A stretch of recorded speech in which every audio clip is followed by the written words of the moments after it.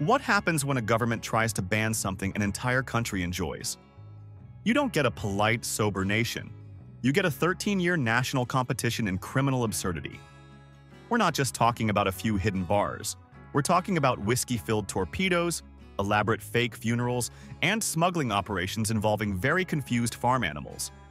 Get ready for the dumbest, most brilliant, and downright bizarre schemes from America's disastrous attempt to go dry. 1. Rent a funeral procession. Picture this. You're a gangster in a meeting. Your problem isn't a rival gang, it's inventory. You've got a literal warehouse full of giggle juice and no way to move it. Then some guy named Tony, who has clearly had one too many brilliant ideas, stands up and says, "Boys, I've got it. We're gonna get sad." The plan was so ridiculously over the top, it's a masterpiece.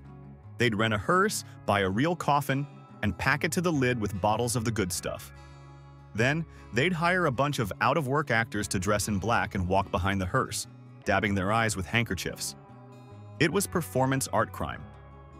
No cop in his right mind would pull over a funeral procession and ask, "Pardon me for your loss, but is that casket sloshing?" 2. Smuggling whiskey. Inside live hogs. If the fake funeral was a stroke of theatrical genius, this next idea was cooked up by someone who had been kicked in the head by a mule. Repeatedly, some farm-based smugglers looked at a 300-pound pig and didn't see bacon. They saw a furry, four-legged liquor cabinet. They would strap watertight canisters of whiskey to the bellies of live hogs being shipped to market. The thinking, I guess, was that the sheer chaos, the squealing, and the overwhelming smell of a pen full of pigs was the perfect do not touch sign. But it just raises so many questions. Who was the guy whose job it was to attach the whiskey bottle to a very uncooperative pig? And more importantly, who had to get it back at the other end? Good luck explaining that one to your boss. 3. Cow shoes. Bless their hearts, they really tried with this one. Deep in the backwoods, some moonshiner had a moment of what he thought was pure, galaxy brain genius. To hide his tracks, he carved a pair of wooden blocks into the shape of cow hooves and strapped them to his boots. The plan was flawless, a true masterstroke of deception. Any lawman would see the tracks and just think, "Oh, look, a cow." Except, and this is a crucial detail they overlooked, cows do not walk in a perfect single-file line for 2 miles, directly from the main road to a shack that smells powerfully of fermenting corn. You don't need to be Sherlock Holmes to crack this case. You just need to have seen a cow at least once in your life. 4. The decoy baby carriage. There's breaking the law, and then there's using the universal symbol of innocence as a criminal Trojan horse. This move was so diabolical you almost have to respect it. Female smugglers, the true queens of the industry, would get a baby carriage, build a secret compartment in the bottom, and load it up with booze. The final touch? A disturbingly realistic baby doll tucked in with a blanket. The entire plan rested on the power of social awkwardness. No cop wanted to be the guy who demanded to frisk a sleeping baby, only to find out it was a lump of porcelain. It's the perfect crime, weaponizing the public's unwillingness to look like a complete monster. 5. Underwater booze torpedoes. The smugglers on the Great Lakes weren't playing checkers, they were playing battleship. In a move straight out of a villain's playbook, they got their hands on actual, honest-to-goodness military torpedoes. They popped them open, took out all the boring explosive stuff, and filled them to the brim with top-shelf Canadian whiskey. Then they'd drag these booze-filled missiles behind their boats, completely invisible to the Coast Guard. It was the perfect plan, right up until a big wave hit, the rope snapped, and your entire investment, a literal torpedo of profit, gurgled its way to the bottom of Lake Michigan. Somewhere down there, the fish are having a very, very good time. 6. The speakeasy snitch parrot. Every business needs a security system, but maybe don't hire one with feathers and a brain the size of a walnut. The owners of a Chicago speakeasy had a pet parrot who, through sheer repetition, learned a neat trick. Whenever it saw a police uniform, it would start screaming, "Hide the booze, the cops are here." It was a hilarious gimmick that made the customers feel like they were in on a secret. That is, until the day the parrot was sitting near an open window, saw two cops just walking their beat down the street and proudly screeched its catchphrase to the entire neighborhood. The bird did its job perfectly, a little too perfectly. 7. The exploding fake pregnancy. The dedication to the craft of smuggling was truly something to behold. This disguise required real commitment. Smugglers, both men and women, would strap a rubber bladder full of liquor to their stomach, throw on some baggy clothes, and spend their day waddling around convincingly. The illusion was perfect, right up until it wasn't. The slightest puncture, a brush against a sharp corner, or a suspicious police pat-down could lead to a catastrophic failure. Imagine the scene at the station as the suspect's water breaks, and a tidal wave of cheap, foul-smelling gin splashes all over the floor. It's tough to plead innocence when you're standing in a puddle of your own illegal merchandise. 8. The NASCAR connection. If you ever thought NASCAR was a bit silly, you should know its origins are 100% awesome. It was born from pure adrenaline-fueled crime. Down south, moonshiners weren't just brewers. They were engineering geniuses, and getaway drivers rolled into one.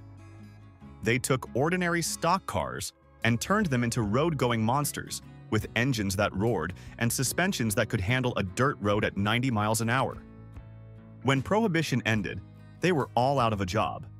They had these incredible skills, these ridiculously fast cars, and a deep-seated need to go faster than everyone else. So, they just started racing each other. That's right, America's motorsport was invented by a bunch of grumpy outlaws with a surplus of horsepower and time on their hands. 9. The alcohol-filled spare tire. America's love affair with the automobile was just getting started, and naturally, the first thing people thought was, how can we use this for crime? One of the most popular and short-sighted ideas was the boozy spare tire. Bootleggers would take the inner tube of the spare, and instead of filling it with boring old air, they'd pump it full of gallons of moonshine. It was a genius hiding spot. It's discreet, it's out of the way, and no cop is going to randomly check your spare tire's air pressure. The plan is absolutely foolproof, right up until the exact moment you get a flat tire. There you are, stranded on the side of some dusty road, staring at a perfectly useless spare that's sloshing with your profits. You can't drink it, and you can't drive on it. It's the ultimate cell phone. 10. Trying to unpoison industrial alcohol. Here's where desperation met high school chemistry, and the results were not pretty. The government, in its infinite wisdom, decided to make industrial alcohol undrinkable by adding literal poison to it, including delightful ingredients like methanol. They even announced it publicly. Did this stop people? Of course not. An entire cottage industry of amateur chemists popped up, claiming they had cracked the code to remove the poison. Their methods were pure scientific genius, like filtering the toxic sludge through a loaf of rye bread or a dirty sock. These guys were so confident they could outsmart the federal government with kitchen supplies, but all they really did was serve their friends a cocktail of failure and regret. 11. The medical whiskey racket. As soon as Prohibition hit, the United States suddenly became the sickest nation on earth. A miraculous plague of ailments swept the country, all with one peculiar symptom. They could only be cured with a prescription for whiskey. Suddenly, your average Joe had nervous anxiety, general malaise, or a severe case of being sober on a Tuesday. Doctors, bless their entrepreneurial hearts, became the most popular guys in town. They'd sit in their offices with a line out the door, writing script after script for a pint of medicinal spirits. Drugstores like Walgreens basically turned into the most legal and professional speakeasies you've ever seen, all under the guise of public health. 12. The rise of fake clergymen. The law had a tiny little loophole for religious institutions, allowing them to get wine for their ceremonies. And just like that, America experienced a religious awakening of biblical proportions. Sham ministers and self-ordained rabbis popped up faster than weeds, opening storefront churches in abandoned butcher shops. These men of the cloth would then order truly comical amounts of sacramental wine, enough to serve a congregation the size of a small European nation. Then, They'd turn around and sell it to their new, very devoted flock, which usually consisted of a few guys named Sal who just really needed some communion wine for their poker game. 13. Don't make wine. Grape bricks. This wasn't just a product. It was a masterclass in passive-aggressive marketing. Companies started selling these solid bricks of concentrated grape juice with a giant, impossible-to-miss warning label. The label would read something like this: Warning. After dissolving this brick in a gallon of water, do not, under any circumstances, let it sit in a dark cupboard for 21 days, because it will then become a delicious, full-bodied wine. They weren't selling you a wine kit. They were selling you a list of things you definitely shouldn't do, with a wink and a nod. It was the perfect legal workaround, teaching an entire generation how to make their own booze through the power of reverse psychology. 14. The Izzy and Mo Show. While most federal agents were kicking down doors, Izzy Einstein and Mo Smith were operating on a whole other level of comedic absurdity. They were the rock stars of Prohibition enforcement, a vaudeville duo who used over 100 different disguises to bust speakeasies.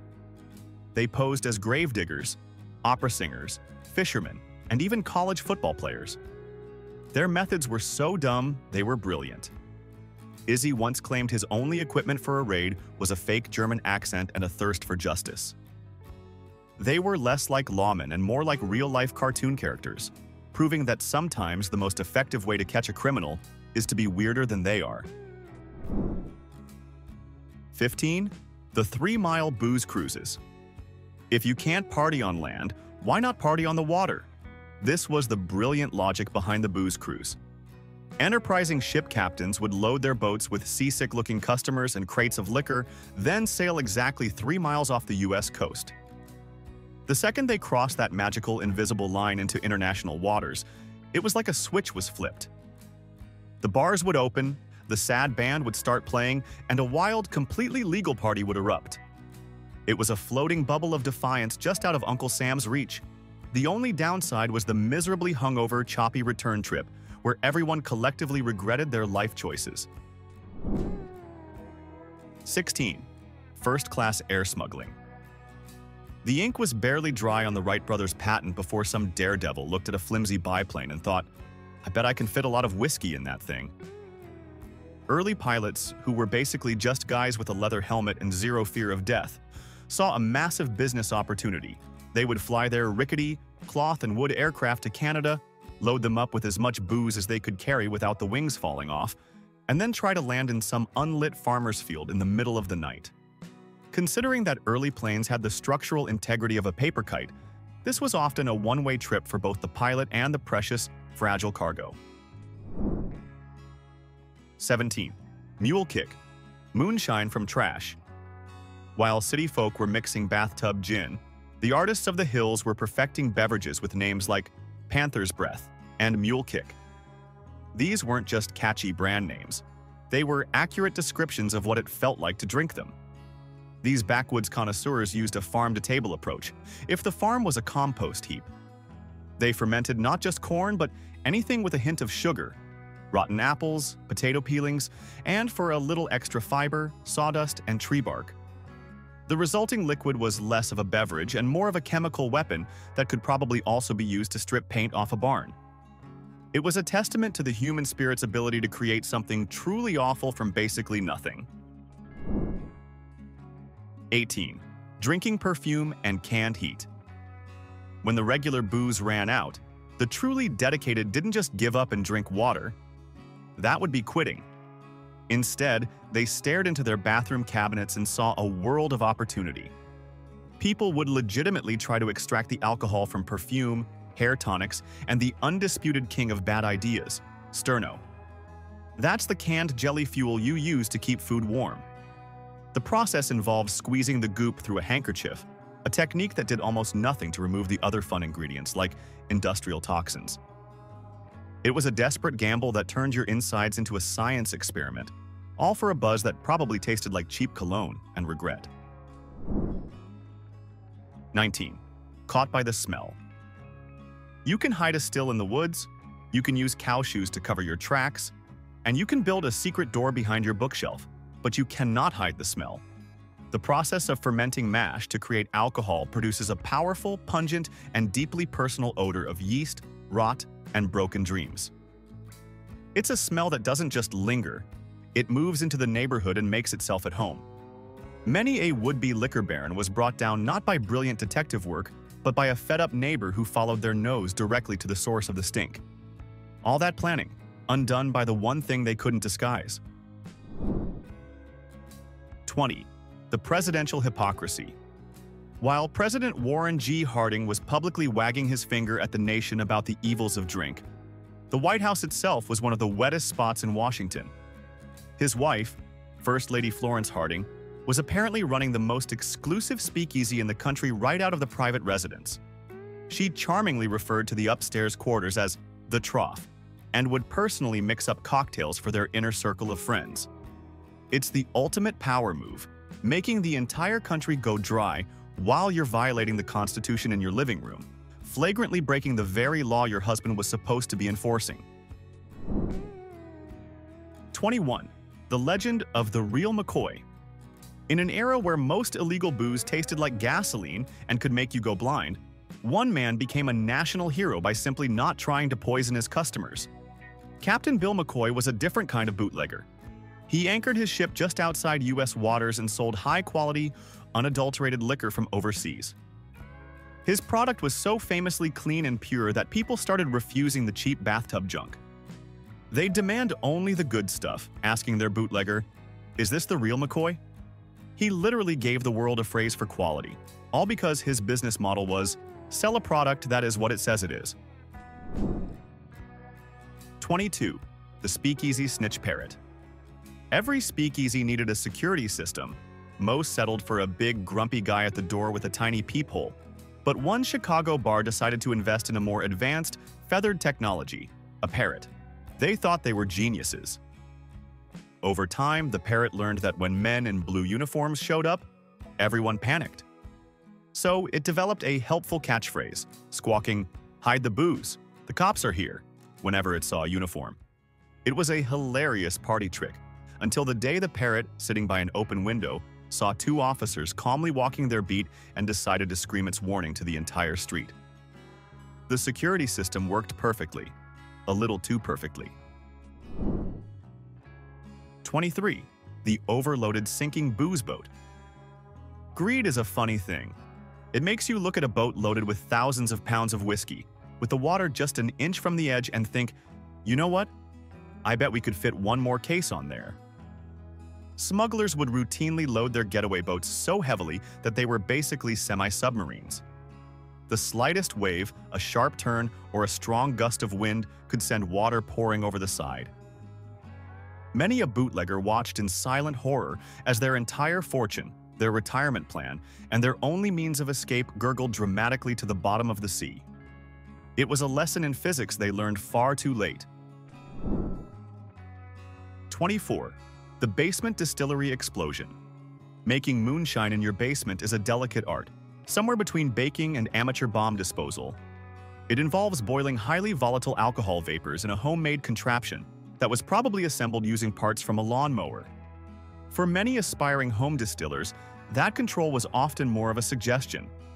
Stills would routinely overpressurize and explode with the force of a small cannon, blowing out walls, starting spectacular fires, and sending a very clear, very loud signal to the entire neighborhood, including the local police, that your little home brewing hobby had just experienced a catastrophic failure. 25. The king of the bootleggers and his downfall. George Remus was the undisputed king, a brilliant lawyer who built a bootlegging empire so vast it was staggering. He used legal loopholes to buy whiskey companies, then had his own men hijack the shipments. He was a genius, untouchable. And then he went to prison, and his life turned into a daytime soap opera. While he was locked up, his wife started an affair with the federal agent who arrested him. Together, the two of them systematically sold off his entire fortune, leaving him with absolutely nothing. He outsmarted the government, but he couldn't outsmart the world's oldest story.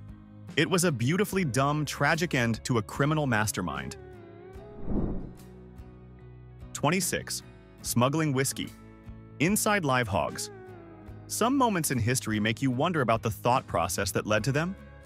This is one of those moments. Some farm-based smugglers, having clearly rejected every sane idea, looked at a 300-pound pig and saw a furry walking liquor cabinet. The plan was to strap watertight containers of whiskey to the bellies of live pigs being shipped to market. The theory, presumably, was that the chaos, the squealing, and the overwhelming smell of a pen full of hogs would be the perfect "please do not investigate this" sign.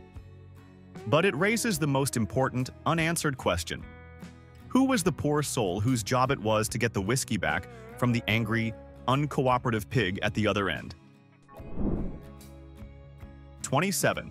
The exploding fake pregnancy. This was a classic disguise that required real dedication to the craft. Smugglers, both men and women, would strap a rubber bladder full of gin or whiskey to their stomach and perfect a convincing pregnancy waddle. It was a solid plan that relied on nobody wanting to be the jerk who frisks a pregnant lady. But the plan had a spectacular built-in flaw. The moment that bladder got punctured by a stray fingernail or a suspicious cop's pat-down, it was game over. Imagine the scene. A suspect's water breaks with a sudden, unholy splash of cheap, smelly gin all over the police station floor. It's hard to maintain your innocence when you're standing in a puddle of the evidence. 28. Man's best friend, the smuggler. Just when you thought every living creature was safe from a life of crime, bootleggers looked at Fido and said, "You're hired." People would strap small, custom-made casks or flasks of whiskey onto their dogs and train them to trot across the US-Canada border all by themselves. The dogs, presumably thrilled to be participating in international trade, would just happily run between their American and Canadian owners, acting as furry, four-legged mules with very waggy tails. You have to imagine the sheer confusion of a border guard watching a golden retriever trot past with a barrel on its back. Do you arrest the dog? Does it get a tiny pair of handcuffs? It's a logistical nightmare for law enforcement. 29. Speakeasy passwords that became too famous. The first rule of a secret club is you don't talk about the secret club's password. This was a rule that speakeasy owners apparently failed to grasp. To maintain an air of secrecy, a bar would use a special knock or a password like "Joe sent me." But then the bar would get popular, and suddenly everyone and their grandma knew that Joe sent them. The password became the least secret thing in the entire neighborhood. The local cops would just learn it from the mailman, walk up to the door, give the password with a straight face, and the unsuspecting doorman would swing it wide open with a welcoming smile, only to be greeted by a full-scale police raid. 30. The blind pig. Admission scam. How do you legally sell something that's illegal? Simple. You don't sell it at all. You sell a ticket to see something incredibly stupid. Bar owners would put up signs charging $0.25 for admission to see a bizarre attraction, like a blind pig or a two-headed chicken. Customers would dutifully pay their fee to see this mythical creature, and once inside, the owner would say, "As a token of my appreciation for your interest in my pig, please accept this complimentary glass of gin." It was pure genius. You weren't buying booze, you were a patron of the weird animal arts with certain thirst-quenching perks. 31. The milk can misdirection. To move industrial quantities of moonshine, you needed a disguise that screamed, "I am definitely not committing a felony right now." And what's more innocent and wholesome than a farmer's milk delivery? Bootleggers would fill up those huge, classic steel milk cans with thousands of gallons of high-proof spirits, label them Grade A milk, and ship them by train or truck. The plan was flawless, unless some inspector decided he was a little parched and wanted to sample the product. Imagine his surprise when he takes a big swig of what he thinks is fresh milk and gets a mouthful of liquid fire that tastes like angry corn. 32. The congressman who brewed beer in Congress. In perhaps the most audacious act of protest in American history, U.S. Congressman John Philip Hill of Maryland decided to fight the law from the inside. He set up a small, fully functional brewery in his personal office in the House office building itself. He then called up all the major newspapers and invited the press to come watch him make and drink his very illegal homebrew. It was a power move of epic proportions, openly daring the authorities to march into the heart of the US government and arrest a sitting congressman for making a refreshing ale. They wisely decided to let that one slide. 33. The New Orleans 35-second record. Prohibition agent Izzy Einstein, the rockstar cop, had a running test. He would time how long it took him to find illegal booze in any new city he visited. He set the all-time, undisputed land speed record in New Orleans. The moment he stepped off the train, he hailed a taxi and simply asked the driver where a man could get a drink. The cabbie, without even a moment's hesitation, just reached under his own seat, pulled out a bottle, and sold it to him. The entire crime, from asking the question to completing the transaction, took a grand total of 35 seconds. The law wasn't just being broken, it was being completely ignored. 34. The hollow timber. Smuggling operation. Some smugglers saw a problem and found a simple solution. Others saw a problem and decided to dedicate an absurd amount of time and effort to solving it in the most complicated way possible. A logging company on the border was actually a front for a massive bootlegging operation. They would take gigantic timber logs, painstakingly hollow them out from end to end, and then pack the insides with hundreds of bottles of Canadian whiskey. The booze-filled logs were then floated across the river to their sawmill, which was really just a very rustic distribution center that probably never sought a single piece of wood. 35. When the cops are the bartenders. It's one thing for a police officer to accept a bribe to look the other way. That's just standard issue corruption. It's a whole other level of magnificent, hypocritical genius to run your own illegal speakeasy while you're an active-duty police officer. And many of them did just that. They used their insider knowledge of planned raids to make sure their own bars were always safe and sound, while conveniently using that same information to go and bust all of their competition. It was the perfect business model. Eliminate the other players in the market under the guise of enforcing the law. 36. Willingly drinking government-poisoned booze. This is where the story stops being funny and becomes a masterclass in human stubbornness. The government, not known for its subtlety, publicly announced that they were poisoning industrial alcohol to stop people from drinking it. Newspapers were filled with heartwarming stories of people going blind or just straight up dying. So, did people listen? Nope. It's like they saw a giant sign that said, "Warning, contains poison," and treated it as a spicy flavor suggestion. Millions of Americans kept drinking it, so desperate for a buzz they were willing to play Russian roulette with a bottle of what was essentially nail polish remover. It was the ultimate nationwide game of I dare you, and a shocking number of people accepted the challenge. 37. The birth of the cocktail party. Before Prohibition, drinking was simple. You drank whiskey, and it tasted like whiskey. But the illegal moonshine of the era tasted like a combination of gasoline, burnt hair, and utter despair. Drinking it straight was a form of self-punishment. So, out of sheer necessity and a desire to not have their taste buds file for divorce, people started mixing the awful booze with anything they could find. Fruit juices, soda, syrups, honey. And just like that, the sophisticated cocktail party was born. Not out of a desire for elegance, but as a desperate attempt to make poison drinkable. Every fancy cocktail you drink today owes its existence to some guy in a basement trying to make his bathtub gin taste less like death. 38. The speakeasy in the fitting room. Speakeasies were masters of hiding in plain sight, and one of the best fronts was a tailor's shop. A customer would walk in, looking to be measured for a new suit. The tailor, with a very serious face, would lead them to a back-fitting room, maybe even pull out a measuring tape for show. Then, a secret panel in the wall would swing open, revealing a hidden bar buzzing with music and laughter. It gave a whole new, much more exciting meaning to the phrase "getting fitted." You'd go in expecting to find out your inseam and walk out 3 hours later, having discovered the meaning of life at the bottom of a glass. 39. The pet shop speakeasy.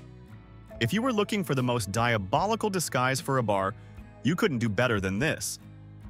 Imagine walking down a New York City street and seeing a charming little pet shop, complete with fluffy puppies and cute kittens in the window. It's the picture of innocence.